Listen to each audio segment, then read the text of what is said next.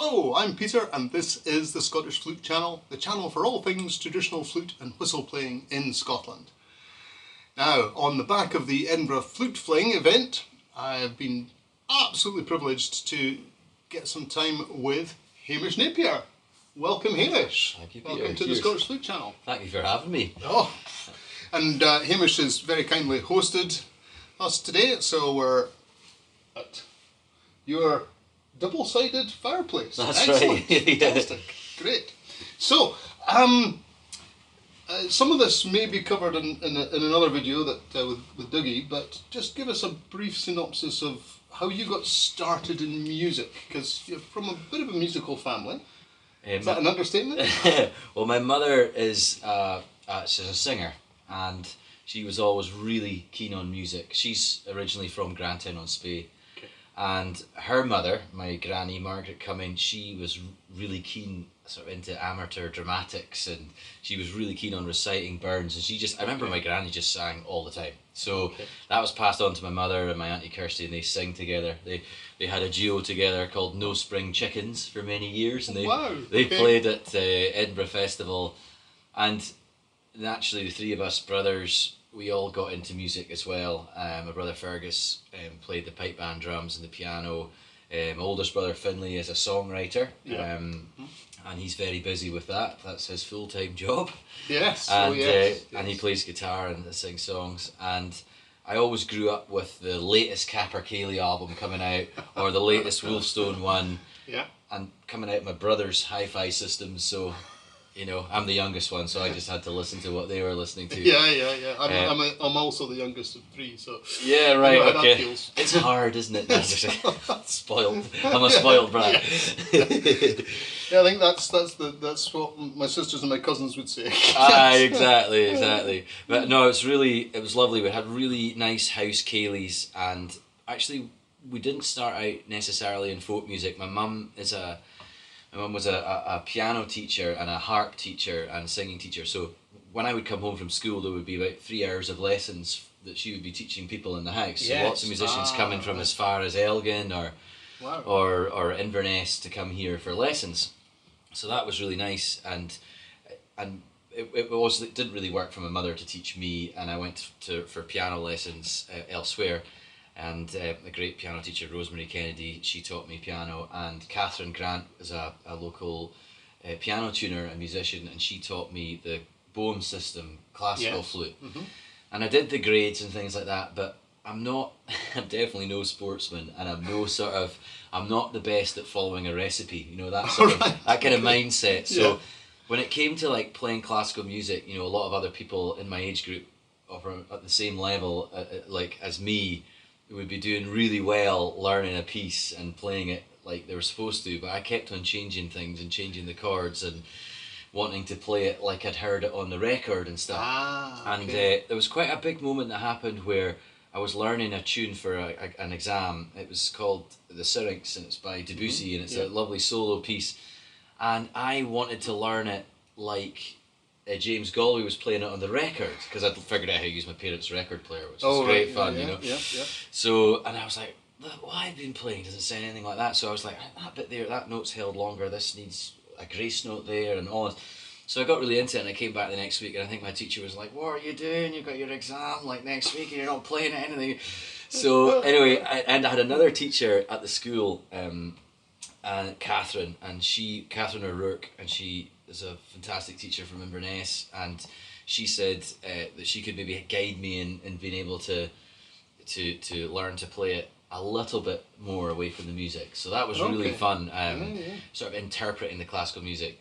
Well, that's quite rare, I would have thought. For teaching children, exactly, or youngsters, And I was so grateful to Catherine Grant for you know, teaching me, you know, the scales and doing that kind of rudiments and things. But all the while running behind this not very successful classical music hobby, because I kept on wanting to change it. So, but running behind all that all the time was the fact that I was going to Fèis Spey, which was a local summer camp, you know, the local Gaelic music summer camp.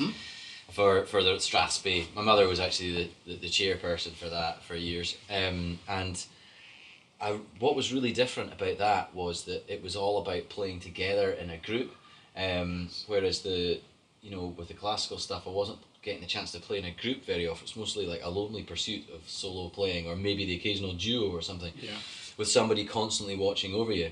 With folk music, you got to interpret the tune however you wanted. Once I figured out how to do these ornaments and things, and you could play it differently, and also we were learning the tunes from our favourite musicians. So you know, you're like learning a tune from a Wolfstone album or Capercaillie, and that was really exciting, because basically if you'd listened to it enough times, you could sing the tune, and then if you had the right starting note, then you could figure out the rest of the tune yourself. And that was really kind of empowering, or whatever you call it. Just a chance to actually, and also being able to play it with as a group of pals. So Ewan Robertson, who's the guitarist and singer with Braebach, he was in my school. We were good pals. We are good pals. And Fraser Stone, drummer. We used to play with Old Blind Dogs and Treacherous Orchestra. So three of us were like, we've all been each other's best men. We've known each other. We were a lot, like, since maybe we were 12 or something like that. So we went through the phase together. Our first band, we had a Celtic rock band called Scoosh, and we tried to emulate what, you know, the Martin Bennett stuff, Wolfstone, Capercaillie. And Fraser was by far the best musician in the band. He was a fantastic drummer. He just, you know, if you went past Fraser's house and you didn't hear the drums, he wasn't in. You know, he was just like, you know, he was always practicing the drums.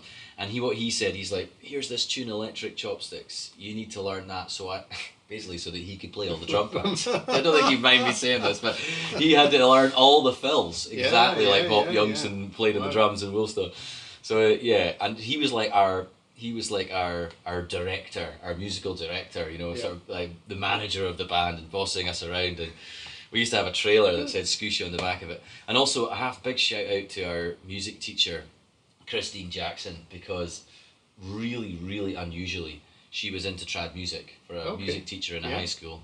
And not only did she support it and start a little music group and play the fiddle, but she actually invited bands to come to our school. So we had Kjol Beg, we had Iron Horse, we had Brian McNeil. These people came to the school, you know, with their leather jackets and smoking cigarettes, and their electric, like Wendy Stewart with her electric harp and concertina. So cool. I was like, these people are, you know, and they, you know, we ended up coming down to our house here at Cherry Grove to have a house ceilidh and stuff like that, you know. Brilliant. It was really brilliant, and but that's what you really need to develop and keep that interest going. You can do so much of it yourself, but there's the outside influence, and the encouragement is key. I know, and it's that some people think, I'll need to wait till I get a bit better before I meet up with other people and start playing in a group, and actually quite the opposite. Just take the risk and don't be ready, just go. And that's difficult. It can be difficult.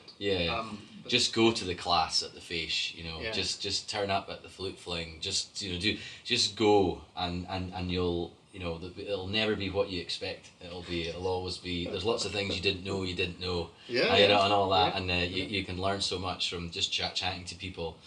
So I went to the Fèis. I had music at the school. Had music at home. Lots of listening to Shugal Nifty and jumping around the teenage bedroom to all these bands. And it's funny because back in the day, that's a modern saying, isn't it? Back in the day. Yeah, well, it's a sure sign you think you're getting old.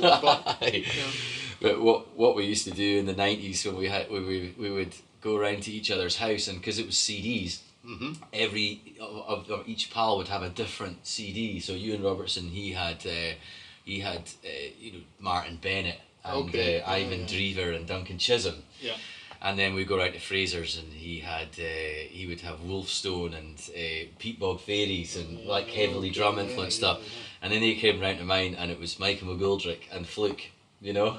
And like heavy duty diddly dee tunes, you know. Well, there's a Burden in Fluke. So Actually, I remember that on the radio show called Celtic Connections on BBC Radio Scotland.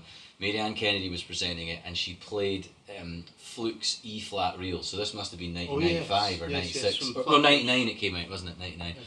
And I remember I was so excited when I heard this track. I actually phoned Ewan Robertson on the landline. What's that? Exactly, yeah. For anyone under 18, that's actually a mobile phone connected to the wall. A non-mobile phone. And I was like, I was like, you listen to this, right? Which, and it sounded rubbish through a phone, you know, but he was like, oh my God, you know. So it was just, you know, that kind of excitement of, you know, also when you've got radio and everyone's listening to radio, and that kind of a thing, albums become more exciting because you don't have immediate access to everything. Yes. I think nowadays you can go onto Spotify and have access to, you know, all these albums instantly, and it's almost like overwhelming. There's not like a nice story to it. But for us, it was like, you know, a new album would come out, and you know, and we would sort of follow them, you know, as they came along, you know, as they were released, because we were into it. Well, that's right. Yeah, and you want to see how they develop as a band as well, and is it going to be as exciting as the first one? And all the while I'm listening to all this music and really enjoying it and dancing about to it, or getting driven to the Lemon Tree in Aberdeen to go and see Flute live and Lunasa, I couldn't play jigs or reels. I couldn't play any of that. No, I was still playing like, you know, I thought I was cool because I knew that like tunes like Greensleeves were naff. So in the tutor book I was like, I'm not playing that. That's, you know, and I would be trying to learn like the more traddy tunes. Mm-hmm. But it was still, I was a big fan of it. I am a big fan of it. I am a folky, a traddy, and I love that stuff. So and I had a kind of big breakthrough with it where I went to a party up the road. So my old neighbour, Boyd Peters, is an Irish piper, a local doctor, and he had a load of pipers and flute players and whistlers up at his house for a session, and I'd been listening to, I got given a tape, a bootleg recording of Mike McGoldrick's album Morning Rory. Got given it by Bo Jingham. Sorry, Bo, for grassing you up. But anyway, it was a great tape, and and he's like, listen to this. Well, I had that on, you know, for hours, like on repeat, and but it wasn't accessible to me yet because it wasn't written out, and all of the whistle learning I was doing was in numbers, so like 2, 6, 4. So there was no way, and this is before the session.org or before I knew about it or whatever, and so there's no access point to get me on the ladder, if you like, with learning tunes from that album. Yeah. For me, it was just I just thought it was absolutely glorious, and I just listened to it all the time. And then, so I went to this party, anyway, and there was a woman there, a flute player, a Boehm system flute player, and she had transcribed the entire Morning Rory album by Mike McGoldrick. Yeah. And you know he plays F whistles and E flat whistles. Well, she transcribed them in F and E flat. Yeah. Anyway, I was so excited, and she said, you can borrow it. So I took the sheet music and I ran home, just like, you know, kilometre home or whatever, and I ran it through the fax machine. Oh wow, just to copy them all. Which is a photocopier that you plug into the wall for any of you that are under 18. A photocopier is a thing that copies sheets of paper. I'm so glad we don't have any of that crap anymore, but we're much better now with all our new devices. Anyway, so I ran the music through the fax machine. I've copied it all. Yeah. And maybe I've still got all those somewhere. But what I realised was that I only needed the first few notes to get me going. Yes. And actually I was like, I know the rest of the tune.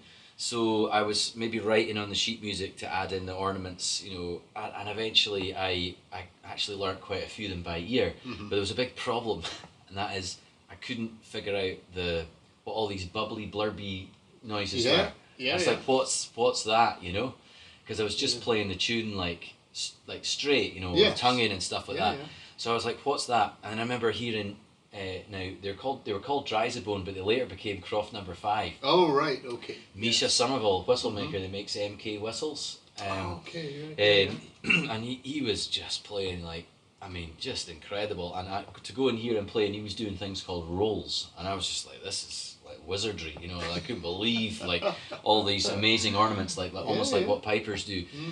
And so, you know, you chat to these people and they're your peers and they help you out, and they would show me how to do all these ornaments. So I was really lucky at the Faish. I got taught initially by Alec Green, so that was, you know, that playing positions, you know, and he got you to do all that kind of stuff. Yeah, but you can't watch him. Oh, right. Because he had 2 stumps and he was doing this, 4 fingers on one hand and 2 in the other.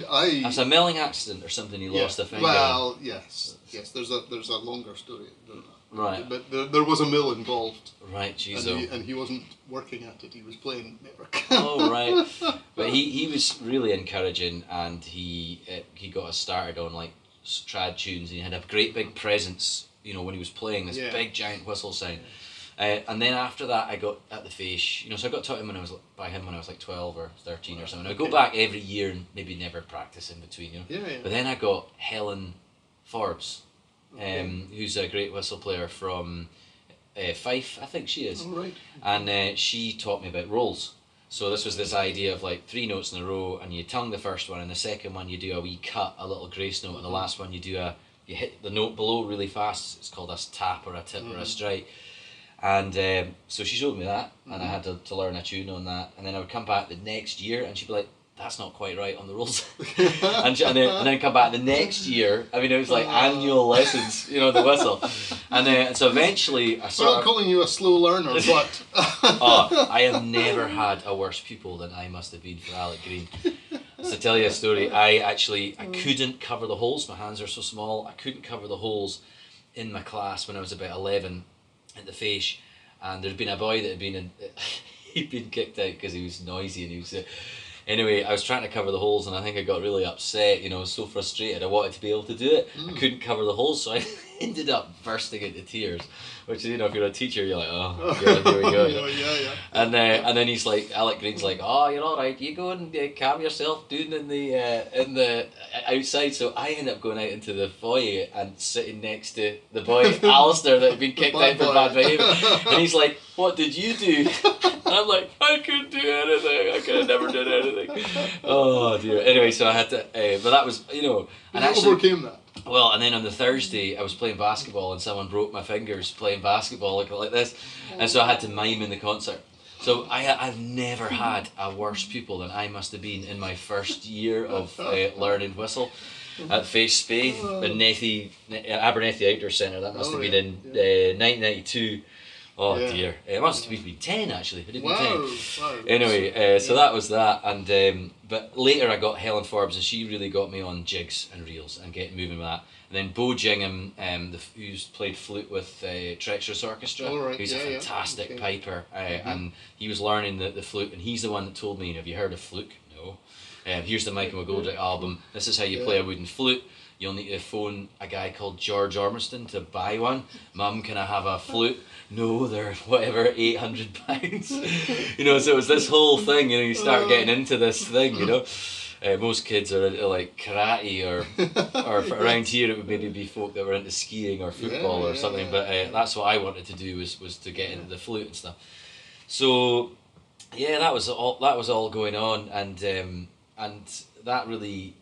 And then I got the bug for listening to it, and I went for a workshop with Brian Finnegan at the Lemon Tree. That was fantastic. Yeah. And then we had a festival here called... When was that then? When do you think that would be 99, 2000, I think, maybe. I would say it would be 1999. Was it on the stage? It was on the stage at the Lemon Tree. The workshop itself was on the stage. I can't even remember.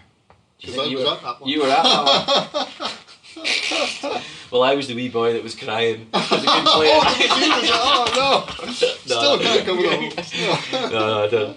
But yeah, I know. I was actually. I remember Brian Finnegan had a band CD with him, and he wanted to show us it, and he took it out, and it got crushed or something, and it was so sad, and he was like, "Oh, my foot's broken." We were all he was the one almost in tears. I know. That was his prized possession. And also that he wasn't just playing the wooden flute and the whistle. He had all these other things in between, which were like bamboo flutes in F. I'm like, F? Like, well, you know, you're never going to be able to play a session in F, but it's like, it's not about that. It's about finding an instrument that sounds really nice that you want to play on your own and spend hours playing, you know. So that's and then all. Persuade 3 other people to keep up. Yeah, that's it, exactly. So that was great hearing him play and get lessons from him. And I have to say that I was still really just a whistle player, and you know, I was doing piano with the band Back in the Moon. When I went down to I wanted to come on to Back in the Moon. How did that develop? Oh well, that seemed like a family affair. Well, I would say it's definitely all thanks to Gillian Frame, my sister-in-law. Finley's married to Gillian Frame. My oldest brother is married to Gillian. She's a great fiddle player and singer from the Isle of Arran, and she was the first winner of the Young Scottish Traditional Musician of the Year award. Oh right, okay. No, I didn't know she was the first. Yeah. And she nailed it at that concert. I remember just hearing it. Thought she just played and sang so beautifully. And after that, the reward was to get an album with Foot Stomping Records. Oh, okay. And she actually we'd started this band, Simon McCarroll, the piper, a great Highland piper, whistle player, Irish piper, and myself. And then later on Finlay joined and we became this band, Back of the Moon, named after a famous Archie Kenneth tune, Back of the Moon. And we just did loads of touring, and we didn't really have very many people to have as a guide. I think sometimes some of the bands nowadays, it's brilliant because they've got like peers that are bands as well. But yes, there's also a much bigger infrastructure on tuition for people who are getting to that level. I mean, it's still really hard, you know, because maybe it's difficult because it's harder maybe to try and do something different from the other bands. You know, there's like honestly some of the bands coming out of Glasgow and from the Highlands as well. You know, it's amazing to see. You know, they're playing at mega high standard and you know, great musicianship, great chords and arrangements. You know, just you know, there's loads of stuff going on. I think there weren't that many bands our age, you know, with musicians from age of 18 up to maybe 22 like we were. And so when did that start? That was around about between 98 and 2000. I think I would say there's at least twice or three times as many bands nowadays as there were in that time. Yes. And then shortly after us, a couple of years after us, the band Brebach started up, and of course they've grown from strength to strength. They're an absolutely phenomenal band. And they've also been an important band for Flute as well, haven't they? James Mackenzie and Donald Brown and Conal McDonough as well. I mean, there's and Cal McCrimmon on whistle. So it's funny. Some of these bands have been really influential in the instruments itself. You know, the flute and whistle. But going down to Glasgow, I was still mainly being a piano player and a singer and a whistle player. But I remember we were out in Canada. Actually, it wasn't Canada. It was at that particular trip we ended up in a place called Port Townsend, which is in Washington State. So we'd gone from Vancouver Island to Washington State, and we were having a big session late at night, and I'd had a few beers, and it was just a really good atmosphere. And for some reason, I just ended up not falling back on my whistle. You know, like I didn't. I was, you know, because I used to just do a bit of flute. And then I would play the tunes I knew on the whistle. You know, I did lots of I do lots of kind of tonguing and articulation. You know, like I was taught by Mark Duff. Had some lessons from him. Phenomenal. You know, a real innovator, and you know, learning about all that articulation. So I tended to be more of a whistle player, kind of thing. And then, but this time in Washington State, this night I didn't actually like play my whistle that much, and I just stayed on the flute. And Simon McCarroll. He was really good because he didn't like, he was like, you know, my band member and everything, but he was like hard on me in a really good way. Like he'd be like, that's out of time, that's not working. But when it was going well, he's like, that's sounding good, hey mate, that's good. And he'd be like really encouraging. Positive and negative. And he was just like being honest. And I remember that night he was going, come on, you're playing great, you know. And he was like, it was like, it was a bit of a breakthrough.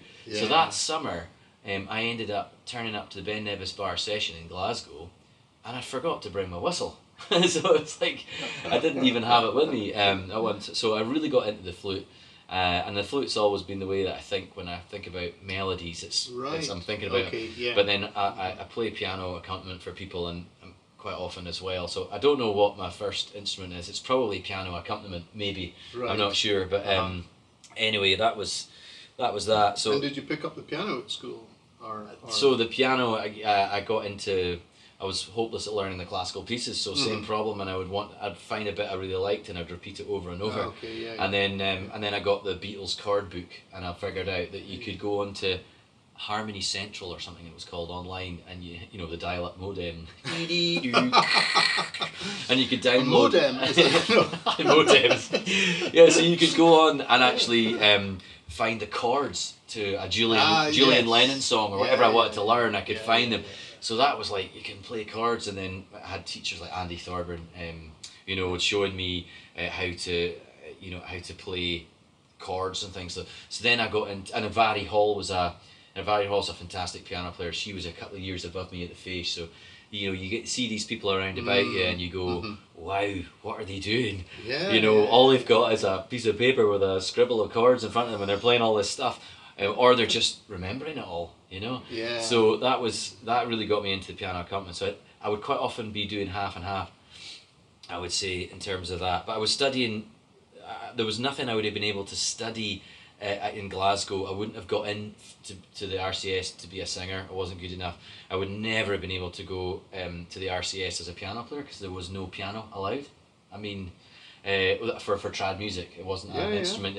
A few years later, they set it up finally. Yeah. But anyway, so Who would have thought? and also I wasn't good enough at they didn't have flute or whistle. Yeah, So thank goodness they have all these things now. And oh yeah, there's a big shift there. I mean, what did they have? Fiddle. Oh, it was great. I mean, it was great what they had, but it's just I think it takes ages to set up stuff for each instrument. And to kind of build up that. Well, you also need the people who are willing to put that all together. Totally. Yeah.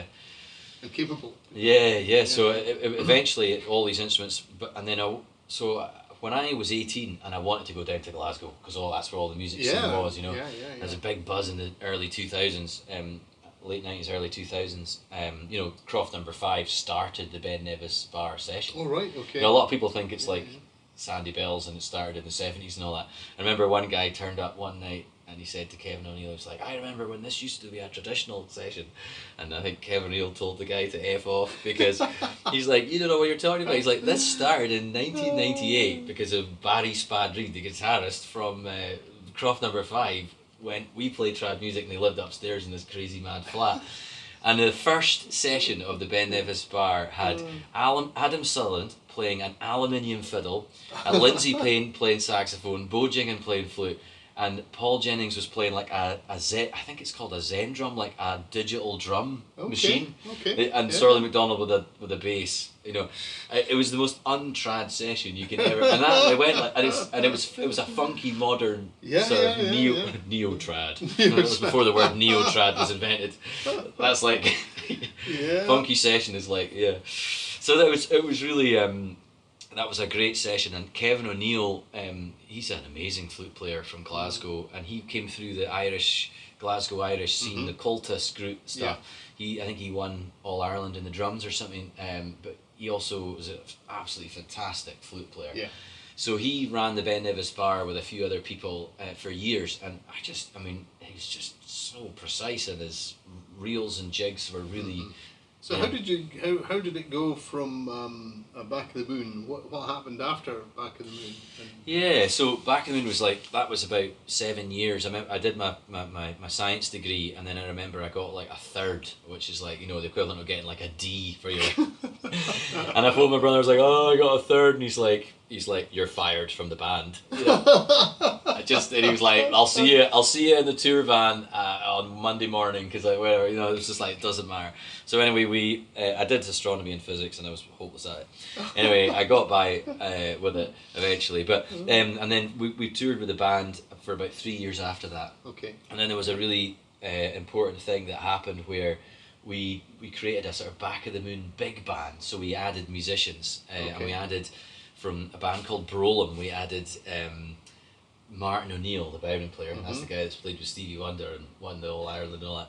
And then Duncan Lyle, brilliant producer, composer, engineer, double bass player. You know, he's, you know, one of the top musicians, and still is. You know, and I remember seeing they came and joined us in the rehearsals, and their discipline and their knowledge and the way that they were able to talk and communicate about music and their musical ideas. You know, they were saying, "Oh, we'll do we'll do a dead stop here, and then we'll overlap the music there." And you know, they were using terminology and they were talking about, "Oh, it's still dragging," you know. And I'm like, I can't hear that. Like, what's, you know? So we also had Ali Hutton, amazing piper, whistle player. He joined the band, and you know, he really helped to push us into, you know, improving our sound and tightening things up. You know, so. I think there was a bit of a jump happen in the band, and then almost like a desire for more of a jump, but I realised I had to study music, so that was the thing. Yeah. And so I ended up, I handed in my notice for the band, and this was in 2007, and I went and studied with a guy called, they were called Jazz Course UK, and it was a really brilliant, is Rob was his name. I've just had. I feel a bit embarrassed because I can't remember his second name. Oh my goodness. Oh, Rob. Yes, Rob. Jazz Course UK, and Rob was absolutely fantastic, and I would have like these weekender workshops in jazz, and I was like to try to learn to play jazz piano and stuff like that. Yep. And I went to 8 of those, so Okay. that was really cool. And then after that I went to Strathclyde University for 3 years, and I got a scholarship to go to the Berklee College of Music, and this is all to do with jazz piano. So I was playing at a very elemental level, like really kind of basic, but I got the chance to go to the Berklee College of Music in Boston, and that was really fun. I did a year there. My final year there, I studied with a guy called Mark Simos, and I was mostly doing tune writing, so I was playing whistle. He's an old-time fiddle player and a songwriter, and he's now the head of the songwriting department. And he wrote songs that like Alison Krauss has sung and stuff like that. So Rob Hall, ladies and gentlemen, I remembered. It's like a slow-moving jukebox. Rob Hall, Jazz Course UK. His jazz courses were amazing, and it's thanks to him that I got started in all this kind of compositional harmony.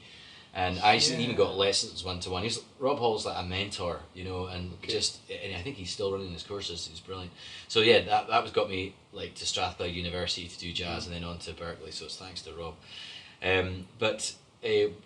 With Mark Simos, I was doing lots of tune writing, and that was really interesting because he had it almost down like a science, you know, like, and you know, to try and allow you to write in lots of different ways, and you know, you could sit down at a desk even if you were tired, slightly hungover, you know, or stressed or whatever. You would just have to start the activity of composing a tune, no matter what mood you're in.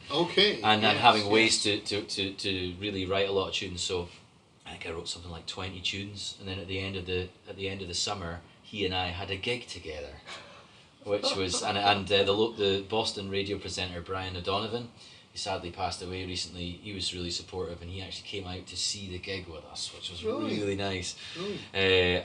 So he came out to watch the gig with his wife, and it was just a really nice. He's like a mentor as well. So when I came back to Glasgow, I was teaching at the Conservatoire, teaching composition and group work and stuff like that. And it's funny because I was like maybe 10 or 12 years older than all of the pupils, but still going out to the same sessions. And it's like this scene, you know, and you end up realizing that you're supposed to be this older, responsible figure. You know what I mean? But you know, it's funny. Did they say that in the small print? Yeah. I know, it's funny. Like you're teaching a class at 9 o'clock in the morning, first year music theory, and there's like the 5 missing that you saw playing the tunes, you know, in the Ben Nevis bar until midnight the night before, and you're like, I know why you're not in class. You're not ill. But anyway, that's that. But eventually I moved to the Highlands, so it's great to be up here. And there is one thing I wanted to mention, and that is that at one point when I was down in Glasgow, I decided to go in for the Flacule, you know, the competitions. And I got lessons from Niall Keegan because he was in Skye on a sabbatical. Ian MacDonald was there as well, so they were hanging out, the two of them, and I was lucky that I got lessons off each of them. And Ian was like, you need to be more precise with your rolls and your cuts, and you know, kind of get the speeds right, and then also Niall was like, have you heard of Conal O'Grada? No. Have you heard of have you heard of Harry Bradley? No. You know, all I was doing was listening to Matt Malloy and Mike McGoldrick and Brian Finnegan, and he sort of opened my eyes and ears up to all these other amazing flute players, and he told me like, you'll need to learn it like this if you're going to do it in the Fla. So I think I got to the All Britain in the flute and the All Ireland in the whistle, but honestly, the standard of playing is insane. I mean, just gorgeous playing. It was a good experience for me anyway. It was very humbling. So, but I think also, but I find in life, if you try something and get expose yourself in the nicest way, expose yourself to a mode of learning or a new technique or something, then the next time you come back to that, you've got all that richness already there, and you can draw on that. Yeah, absolutely. Yeah, yeah. And it was interesting. I'd never been to the Fla, but luckily, like Martin O'Neill and also David Foley and family, like they all took me under their wing, sort of thing. And it was yeah, they were all laughing the fact that I'd never been to the Fla before and all. And I think it was my birthday. They made me a big cake and all that. So I had a great time. It was in Letterkenny at the Fla, and just hearing all the jigs and reels, and like just you see people. I must have been in my early 20s, but there's like kids there that are like 11 or 12 playing like a set of 3 reels 3 times through each, full of ornaments and beauty and rhythm, and you're just like, wow, that's unbelievable. I think I was still not playing green sleeves when I was there. Yeah, but you were cool. Oh dear, yeah, exactly. But the Fla was really cool, and just getting the guidance from Niall and him just going, don't fall into the trap of just kind of enjoying all the most popular stuff that's immediately on your doorstep, right. But actually kind of dig a little bit, and sort of listening to these other flute players and hearing that there were other ways to do it. Yes. was really really cool, and yeah, I'm very grateful to them for all that. Brilliant. So well, let's get on to the we'll call it the suite. I don't know what you call it, but you've got this plan for 5 albums about this area, the Strathspey area. You've done 3, and you've 2 to go. What inspired you to take? Because that's quite a big project to get going on.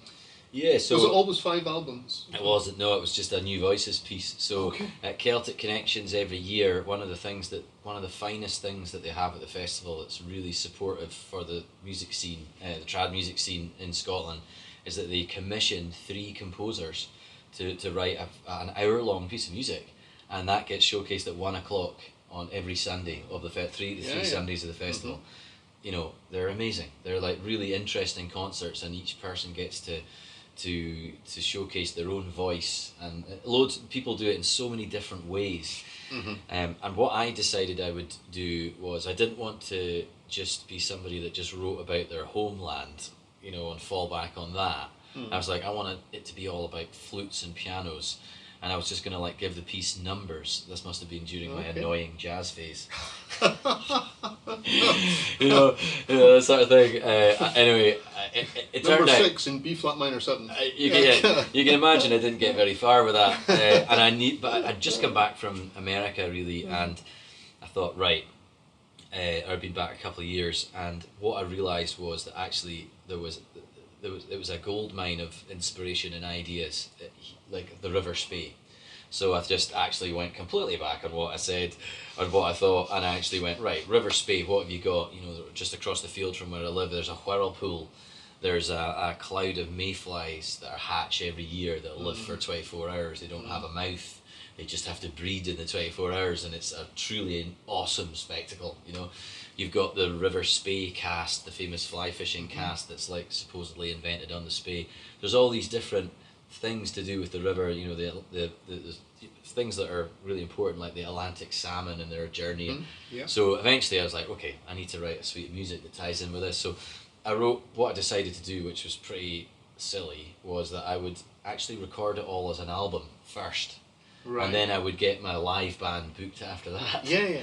So I did that, and it was quite stressful. Quite stressful, I have to say. But we did it, and then we released it. So the New Voices piece was actually an album launch, which was really cool, and it had a... Well, I mean, that you could do that was excellent, because you've got the marketing opportunity right there as well. You probably didn't think of it in those terms, but it's... it was handy to have that, and but it was lovely. Like, David Milligan was playing piano. I mean, I love his stuff. He's just real innovator, and Tom Gibbs, who's like the piano player from the 78 Jazz Bar, which was like the session that used to take place across the road from the Ben Nevis Bar. So it was like the Jazz Bar, and it was the 78, and then you had the Ben Nevis Bar. And it's funny, like the jazz scene and the folk scene literally started cross-pollinating. So like you'd hear about a jazzer that was going out with a folkie. these couples that were like, it's so funny.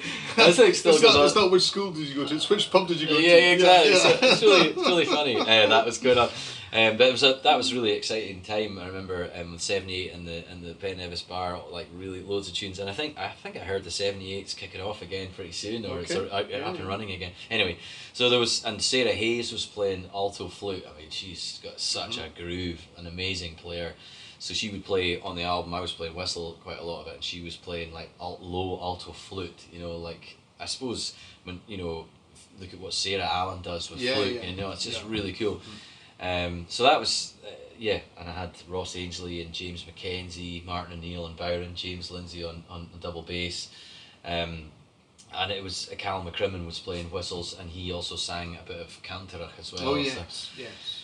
It was a really fun time doing all that, and then I thought, well, a commission came along to write a piece of music for. I wanted to write something about the woods after that, but a commission came along to write about local railways, the whisky line, that used to transport whiskey back up until the 1960s. It transported whiskey to the rest of the world. Now it's all done by lorries, but you'll know you've probably been stuck behind them a million times around Aberdeenshire. But yeah, we also have the disused railway for there's lots of that goes on. So I wanted to write about the railways after that, and I thought, well, maybe this is a series, and then I got commissioned by Cairngorms Connect. It's like a partnership of land managers, RSPB, Nature Scot, and Wildlands Limited, and Forestry and Land Scotland. They all got together and made this big joined up load of land, and they've got this like 600-year vision to restore the landscape, like kind of not so much rewilding, but habitat restoration. And so to sort of mark the beginning of this huge project, they commissioned me to write a piece of music, and that's what The Woods is. So and now I'm working on the next one, the fourth one, The Hill.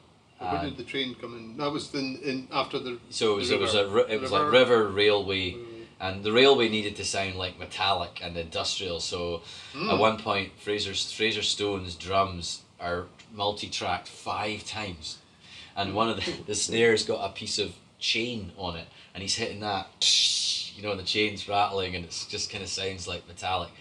And I've been really lucky to have a kind of producer and project manager, if you like, this guy Andrea Gobi, who's really a tremendous engineer and producer, and he's from Glowworm Studios, and he's got his own mastering company, Carrier Waves Mastering. So he's been involved all the way through my projects as just helping me manage it, and musical suggestions, and he creates some beautiful soundscapes. So there's a track. Will provide a consistency that will go across the whole thing. Yeah. He's just a total maestro. And also Ross Ainsley played on the railway, and Ross and I have worked together on each other's albums ever since. He'll be playing pipes on the Hill album coming up, and I send him tunes that I've written for the pipes, and he sends them back to me with all the grace notes on them. So we call it the Grace Note Factory. So okay. I just send him the tune and just write the word Grace Note Factory, and it comes back like 20 minutes later with a. We kind of help each other out like that, which is really nice. And I play piano in his band on his albums, and I've helped him arrange some of the music that he's done. And then somewhere along the line, Duncan Chisholm and I started working together, and I was playing piano and writing music with him. And then Ross, Duncan and I wrote music together for Duncan's Black Coolin album. And all these things have been happening in between. So it's been an honour to work on these projects with Ross and Duncan. And also my wife Sue Lee has made her album Dialogues. My mother did one actually. My mother, Mary Louise Napier, did an album called Lullaby Nana.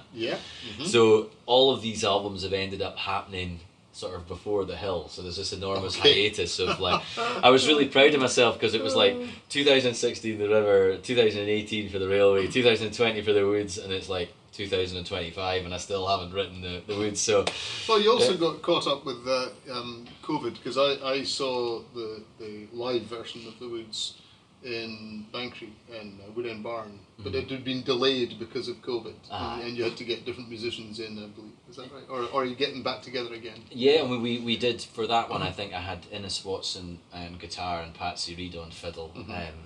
but they were just brilliant. That I really enjoyed playing with them in that trio version. But on the album, there's like drums and bass, and Innes was like, I can't make it sound any bigger. And I was like, man, it sounds great. Like your guitar playing sounded amazing. But it's just because you're so used to hearing the full arrangements of like 7 or 8 musicians playing at the same time, having to play a trio version of that has its challenges. You can't tour in Scotland with an 8-piece band. You can't even. It's hard enough with a 5-piece band, you know. So recently I've been playing a lot with a musician called Jordan Neal from Aviemore, and I actually just met him at the session in Aviemore in the Old Bridge Inn. He's a brilliant guitarist, and he plays small pipes as well. So I've been really enjoying putting together a live set with him, and just as a duo. It's a real challenge because it's so exposed, you know.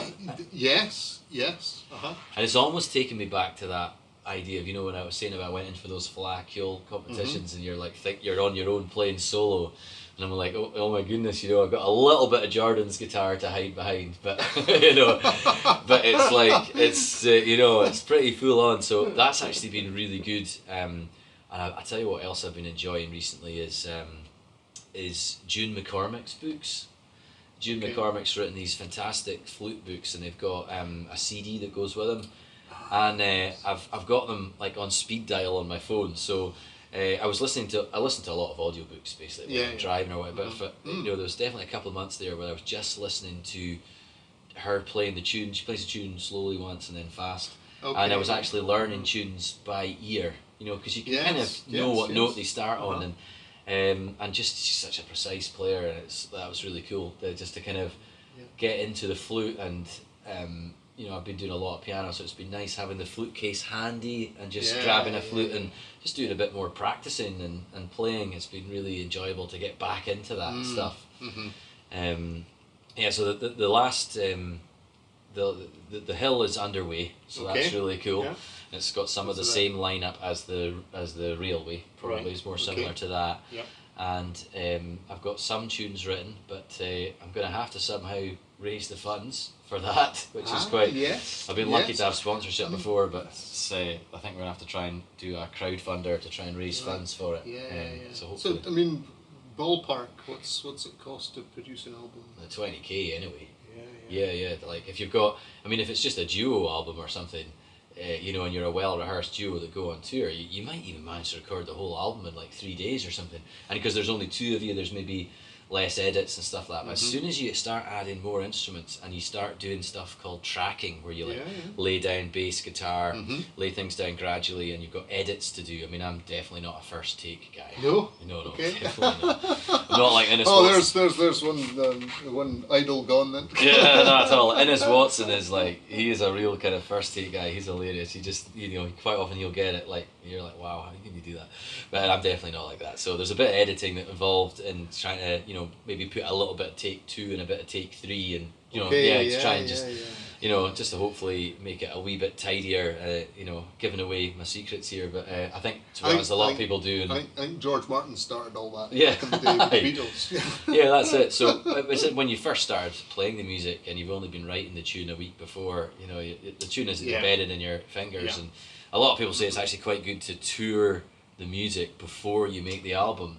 But then actually what you want to be I don't know, I think, do you do the music in the studio first and then tour it, or do you do it the other way around? Yeah. Different. Then, I know, like. And then again, it's this thing about marketing where if you tour before you've produced the CD, then how are you going to sell it? And everyone goes, I really enjoyed that tune. Have you got that? Well, that's on the next album.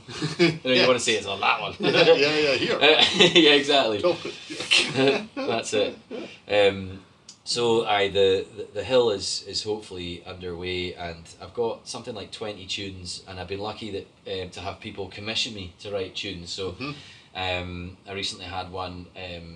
A couple commissioned me to write a tune for their Ruby wedding, and then they had a title for that for them, but then they said they wanted it to be on the hill, so they have a strong association in that family with the Tapanoth, that amazing hill hill in Aberdeenshire above Riney, isn't it? And so Dad and I, my father and I, like hill walking, we went over to the Tapanoth and walked up it, and then I had a specific set of criteria to write a tune that was waltzable too, and then also fitted on the pipes, so ended up being a retreat march. and celebratory, and I've produced this tune for them called The Tapping Off, and that's going to go on the Hill album. So Brilliant. there's been all these commissions as well, so I've got to catch up on a few of those. But that's sort of helps to fund the album as well, and people also have a kind of involvement in it as well, you know, which is nice. That's interesting. Yeah. I mean, I would never have thought of the Tapping Off, but when you think about hills around here, you could argue it's one of the most important because it was a huge epicentre for the Picts. Well, it was, yes. And then the next one over is beside me, which is Benihee. Yeah, exactly. But I think Tapping Off was a bigger fort. Yeah, but, it's fascinating and all that. And I love that getting ancient history. Exactly, and when you start digging out all these stories, I mean, I just play diddly-dee music basically, but then what really matters is if it matters to me, then hopefully that makes me play more expressively or whatever. Someone's like, how do you write a tune for a hill fort, or whatever, what side, I'm not trying to do an exact drawing of a hill fort through the medium of music. I'm just trying to maybe capture some sort of a feeling of that, and that's a nice challenge. You can apply lots of criteria to it, so if you have to write a tune about the floods in the River Spey, it's probably going to be fast, it's probably going to be a minor key, it's probably going to be in the most minor sounding minor key, which tends to be B minor on the flute, so suddenly you're kind of you're funneled in. Yeah, you're funneled in. Restrictions are good, aye. Yes, definitely. I think restrictions are underplayed for creativity. Yeah. Necessity is the mother of invention, so therefore the more constraints that there are forces you to work your way around them. Yeah, it's like the hardest thing about being a composer is making decisions and actually deciding on things. I always think it's like you actually you go, oh, that's ready yet, or I've decided that's not finished. So I've written 80% of that tune and I'm just in a bog trying to finish it. So you go, I'll leave that, have a couple of nights sleep, and come back to it, and then my decision making will hopefully be better, and rather than just being going round and round in circles trying to. I remember one time when I was, I think the most extreme example of me being indecisive is Mark Simos from Berkeley gave me a challenge, a tune writing challenge. It was like all the challenges he gave me, they were almost like crosswords to do, This is when I was at Berkeley, and I remember I got up in the morning, I was going, I need to write that tune for Mark Simons. So I sat down at my desk, and he sort of thought it was quite good if I did it by hand, just with a mechanical pencil. And so I sat down, and he said, he wanted me to write a tune that started in the same 4 letters of the alphabet, so let's say G-A-D-E. He says, but each part needs to start with them in a different order. So you write a 4-part tune, and it just needs to have those. I was like, okay, right, and then you write a tune, and hopefully it all ties in and doesn't sound like a load of rambling nonsense. It's got to tie in to become a tune, Anyway, so I sat down and sitting in my PJs, working away on this, and my flatmate comes by the room, and Mark Klansky, this guitarist, and he's like, Hamish, we're just, me and my bandmate are just driving to Connecticut to go and play at a Renaissance fair. Because they have those things over there. He's like, I'll be back later. I was like, all right. Anyway, I'm working away for hours, and I kept rubbing it out, and there's like, eraser debris all over the desk. And I was working away, and Mark comes back, and I'm like, have you forgotten something? And he's like, no, I've been away for hours. I've been in the next state at a Renaissance fair for 3 hours, and he's like, you've been here for 6 hours. I was like, no way. I was like, wondering why I was so bursting for the toilet. And I was like, but I got really into the idea of determined trying to finish it. I probably should have had a 5-minute break, and I would have had the answer like that. I probably killed about 20 tunes in the process of being so determined to try and get it done. But anyway, and I wrote the tune, and I think it was a bit of a big, ugly tune, but I learnt a lot in the process. Well, yeah, and that's probably the point of that exercise. But so, how is there a way? Do you have a process or a methodology when you're setting about composing? Now, you've got the idea, you've got the hill, and in one instance it's the tapping off.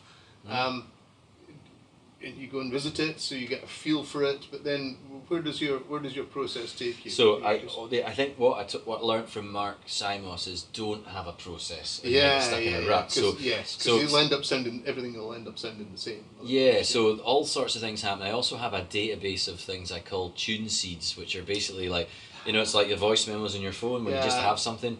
And sometimes, like somebody was saying to me, like, what do normal people use voice memos for? I think it was Callum McCrimmon from Braywick, he's a tune writer. He's like, just record. So I was just recording and singing things into my phone. So it's when you're at a session and you hit record because you don't know that tune. Yeah, exactly.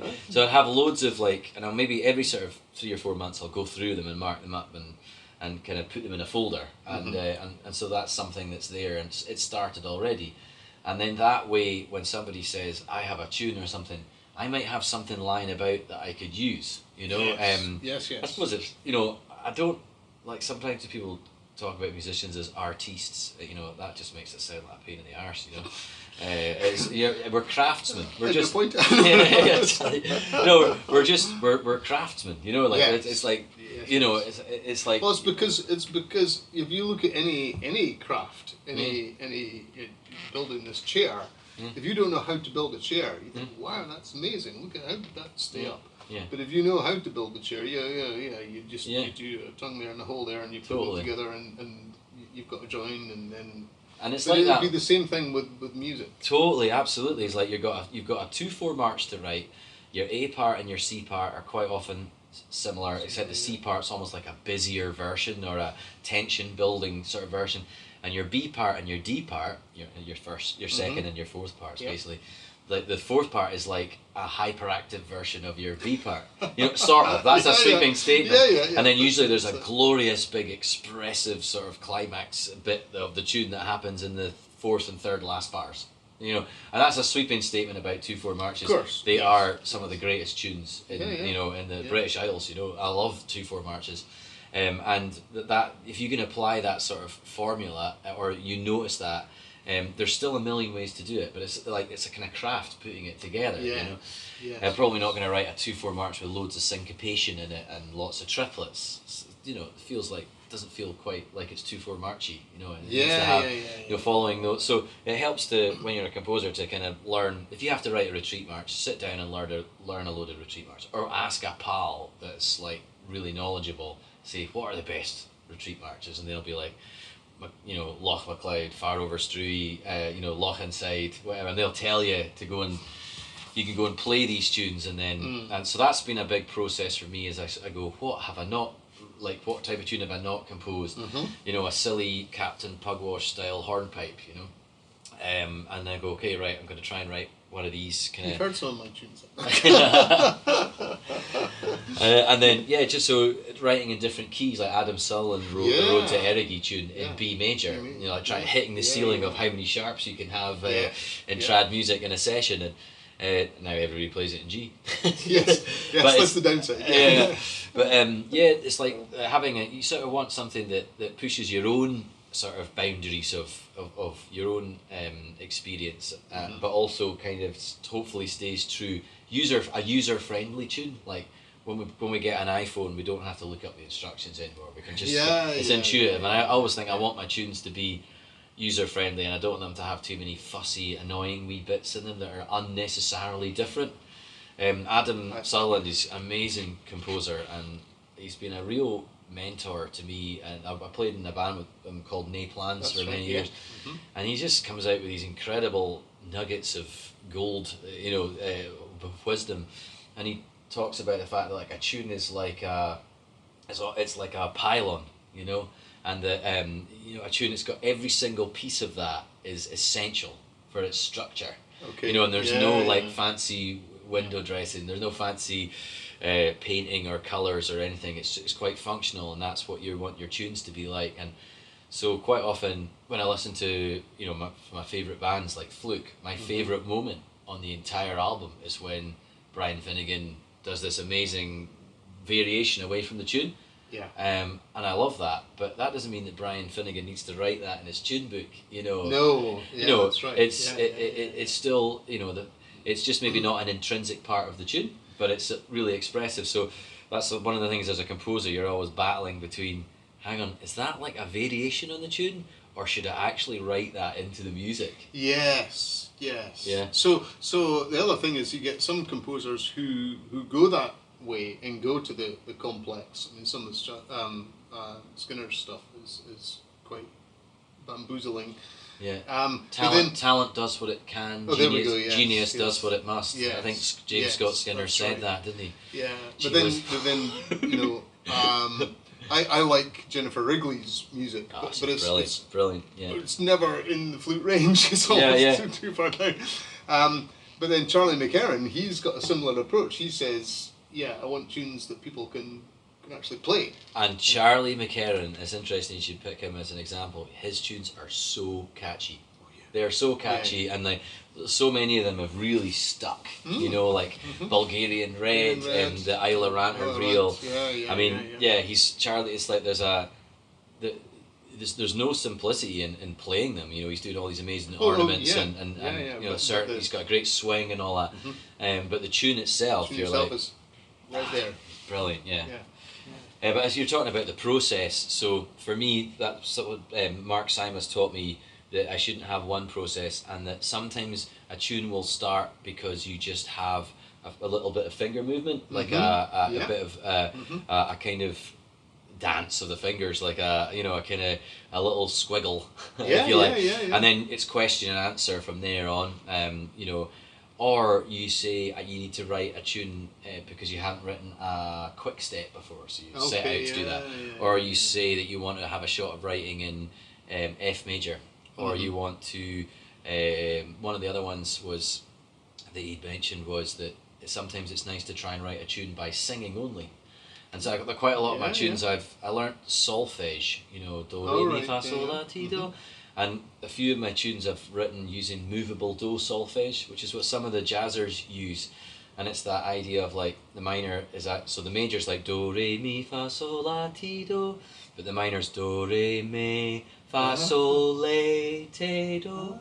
And so I wrote tunes, I've written tunes by going like do, sol, le, sol, re, mi, sol, le, and like coming up trying to have like a drone in my head, maybe listening to a drone, and then singing against that drone, a bit like what they do in Indian music, and learning about how the pitches are.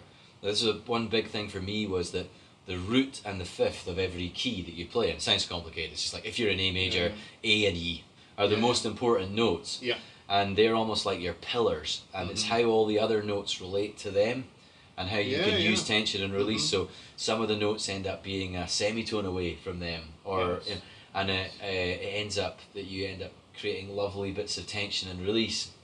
And so sometimes I've written tunes just by singing.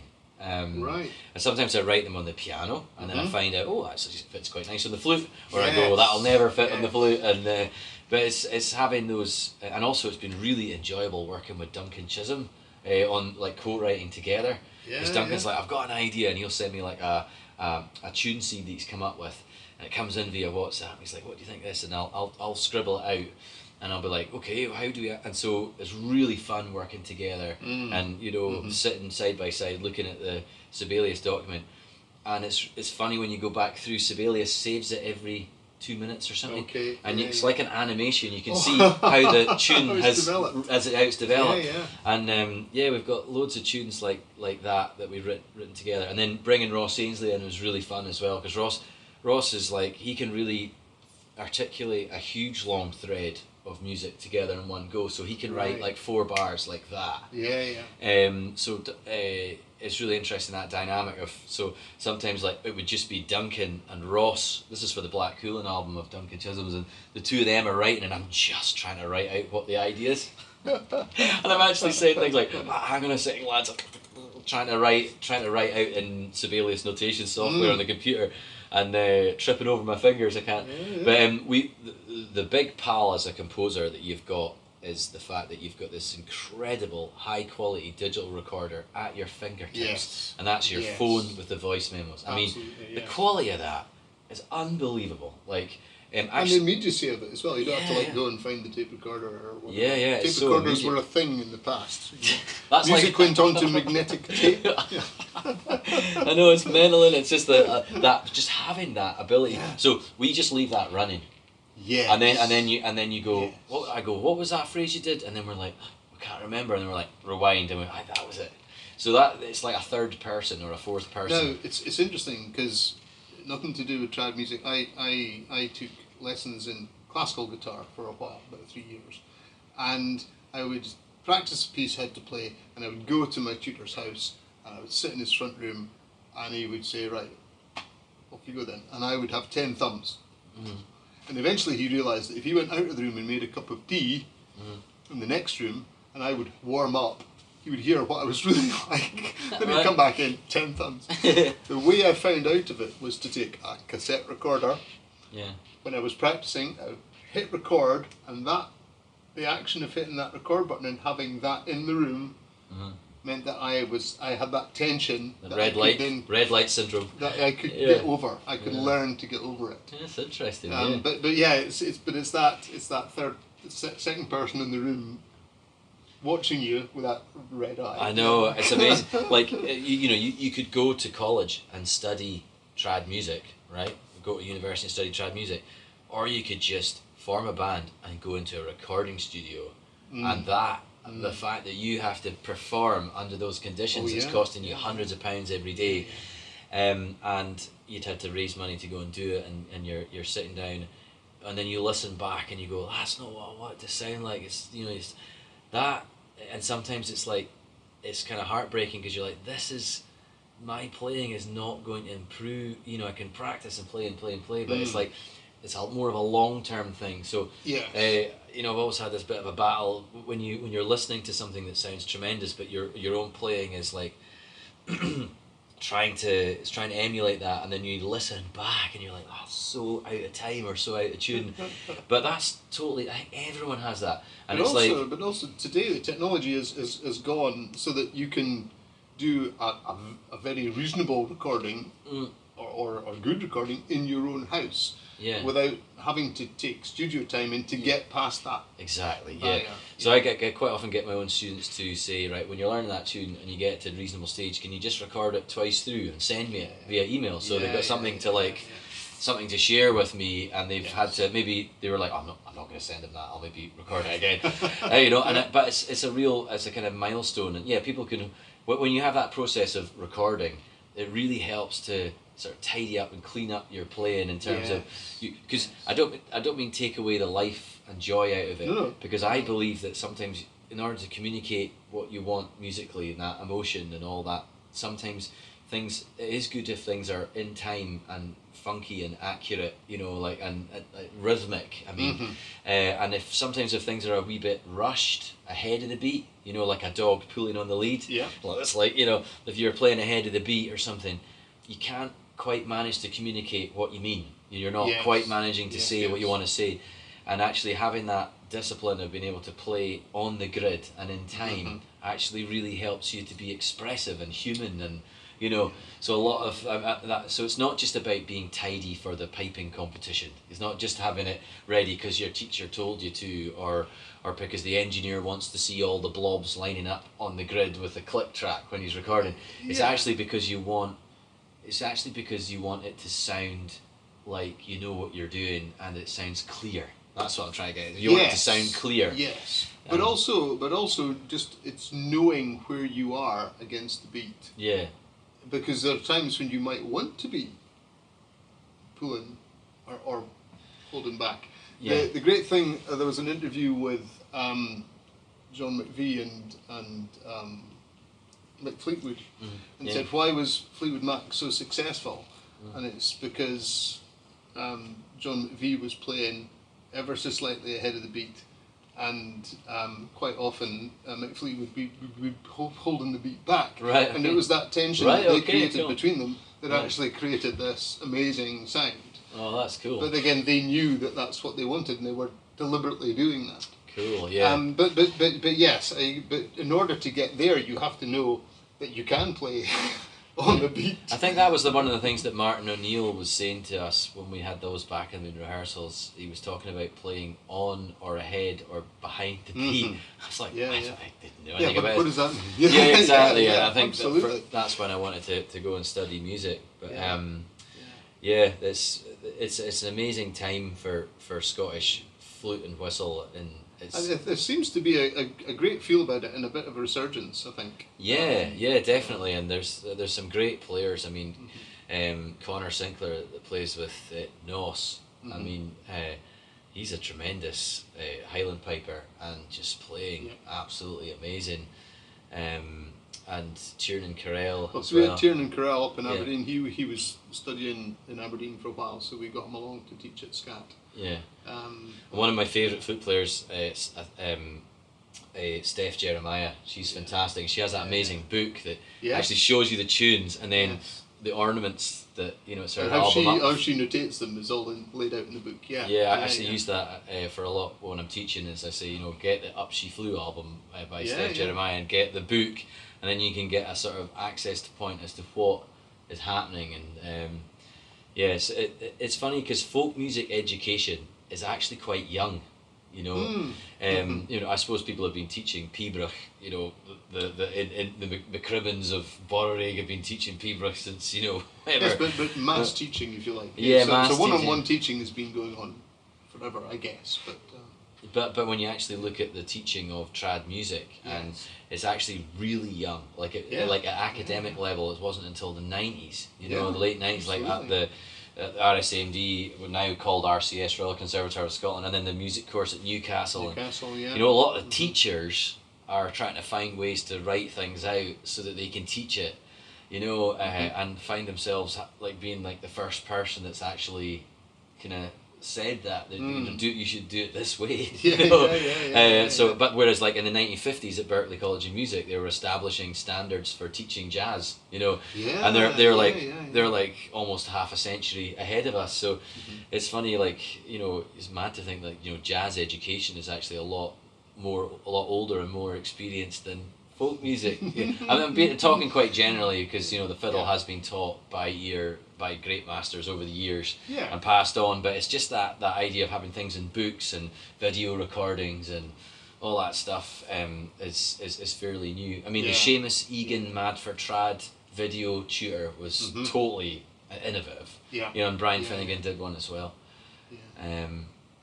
So let's go back round the circle and say, right, so the hill is coming out sometime, and then there's is it the air or the sky? The sky? The idea is it's like 5 elements. So you're talking about water, wind, and earth and fire. And fire's the railway, and woods is earth.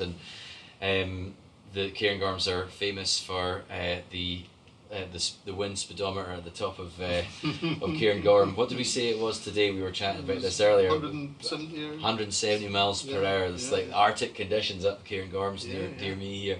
It's definitely a mountain of the wind. So that's and I think there will be some horns recorded on that as well. So they're hoping to write for a horn section for that. I mean, like saxophones and trombones and trumpet and stuff.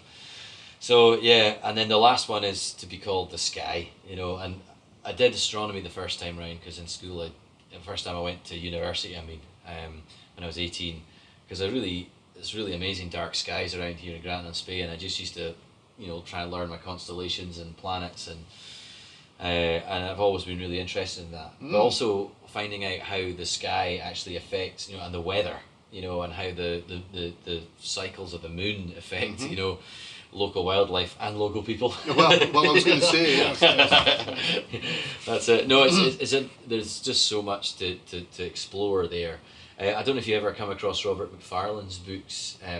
Robert McFarlane's written a lot about nature, and he's got a book called The Wild Places and Mountains of the Mind, and another one called Underland, where he writes about everything to do with humans, to do with under the earth, from where we bury people to caves to the Paris underground network and people that live there. Yeah. And it's just fascinating the way he explores a subject like that. Yeah. And I think I realised that that's actually what I was doing. I'd already started the river and the railway, and then when I got into his books, I was like, wow, this is really cool. He's really kind of diving into all these stories to do with that one subject. So that's kind of gave me a real boost. So for the hill, the thing I wanted to write about Cairngorm, because Cairngorm is the famous plateau. It's like our miniature Hardanger plateau, if you like. Hardanger in Norway, it's that famous. But we're very, very much smaller in scale, but it's still a big giant mountain. It's a fairly unique environment up there. Yeah, exactly. Yeah. And just the fact that you're walking up really steep and then it's kind of flat for ages, that plateau, and what that actually creates, these kind of Arctic conditions and high winds. And so I thought I would write about that, but then actually they're the Monarua, the reddy brown hills, but across opposite the other side of the space from them is the Mona Lea, the kind of purpley grey hills. And they're all feeding the Spey equally importantly. Yes. And so actually there's stories for both. And I think for me, you talk about this way of like how humans work. It's actually in valleys, not in hills. That's the way that we think. Hills are the dangerous places. Yeah, you kind of stay away from, but valleys are what we're all about. And so I thought, right, if it's going to be about the hills the watershed, the hills that feed into the River Spey. So, and there's just so many great places to explore, and great, interesting local hills on both sides of the river. So, and also the fact that there's a name for a song, Both Sides of the Spey. That's it. Aye, there's a song there, definitely, both sides of the tweed. Aye, but you've got things like Mial Avulchilja, the Shepherd's Hill, and a Mial is like a kind of rounded top hill, and then you get like Ben McDooey. Ben is like a giant big hill.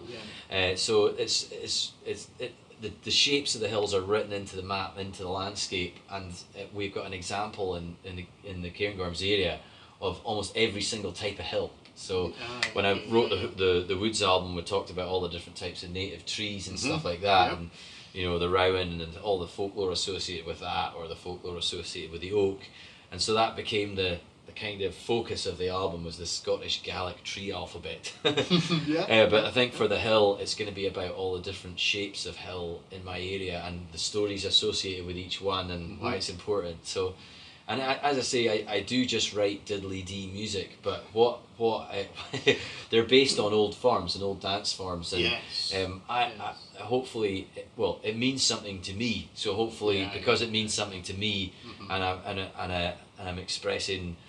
Trying to capture this thing, trying to capture this mountain, the history associated with it, or the folklore associated with it. Hopefully it sounds like a soundtrack to that, and then you get some of my favourite musicians in and get to create an arrangement that hopefully sounds like a full soundtrack. And that is it's really fun doing that. But the breadth of that project, the 5 albums, is huge. And it's been the first 3 absolutely fantastic, brilliant. All right. Well, why don't you give us any? I'm leading you down a path that I'm not meaning to lead you down. Pick a tune, any tune or tunes. Well, I'll pick this one here because when I was in fifth and 6th year at high school, a local fiddle player from Cromdale, just up the road, a chap called Eric Pirrie. And my physics teacher, Donald McGregor, a guitarist, they had a ceilidh band called Smooge. Okay. And we used to play, and I played piano for them. And I remember we played quite a lot of really trad tunes, like a lot of the arrangements Eric had from Elgin, Strathspey and Real Society, or some of his own bands that he played with and stuff. So we had all these real kind of, really, really old school trad tunes, and I remember this one was an old school trad tune called Piper's Cave, played for the Gay Gardens. And I was like, that's actually a really beautiful tune. So then I hopefully made it fit on the flute a bit better, because it's a very fiddly type tune, or very pipey type tune. So I'll play that, and I'll play this on George's. This is your C. Yeah, George Ormiston made this. He got a shout from a farmer in Ayrshire to say that he had a boxwood tree or bush, whatever, that was that George had had his eye on, and he got the wood, and I don't know how long it must have been seasoning for. So to kind of, and he told me he had it, and I was like, oh, tremendous. So he had a stall at Celtic Connections, and I had a try of a C flute, which is like a note below. So toned down. Yeah, it's called a flute d'amour, as in like a flute love, like sort of d'amour, isn't it? Yeah. And I think it just means that when you put 6 fingers on, you get a C instead of like a D. Yeah. But anyway, I love this flute, and I've played George's flutes. I got my first flute from him when I was 16, and I've been playing them ever since. Excellent. Him and Utah, they're very talented flute makers, and yes. this is probably, the wood here was probably turned by Utah, and then George probably did the rest of the flute. Oh yeah, they're both talented. So I'll just play Piper's Key for you. Okay.